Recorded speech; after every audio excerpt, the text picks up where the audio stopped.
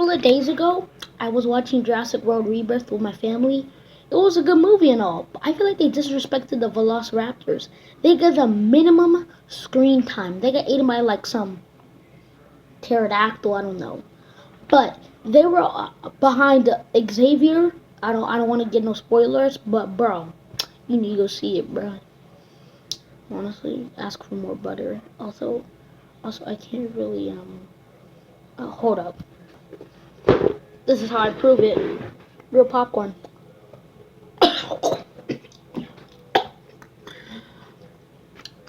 And it's from Galaxy Theater.